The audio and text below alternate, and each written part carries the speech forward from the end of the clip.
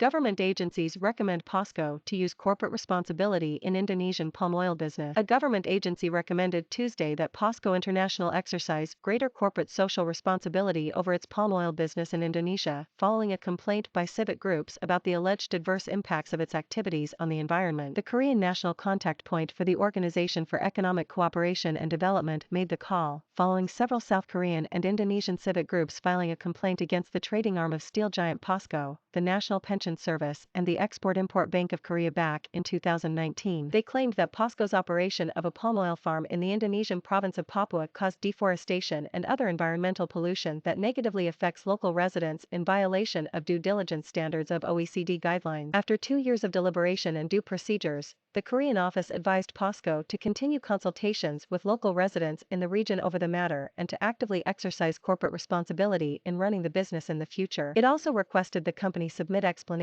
on related efforts in 6 months. Despite a series of processes for mediation, the two sides failed to reach an agreement, and the KNCP hereby terminated the case, the industry ministry said in a release. The KNCP is chaired by a senior industry ministry official. Posco launched the palm oil business in Papua in 2011, and its production of palm oil reached around 80,000 tons per year as of 2020. In March 2020, Posco announced a zero deforestation pledge with regard to the farm operations, vowing to prohibit new plantation development in certain areas and to strive for the human rights of the local people and to compensate for damage caused by its business activities. Established in 2001, the KNCP is meant to promote the OECD guidelines for multinational enterprises, voluntary and non-binding recommendations aimed at minimizing adverse impacts from activities of multinational firms and strengthening their responsible businesses. A total of 50 nations, including 38 OECD member nations, now operate an NCP of their own, the ministry said.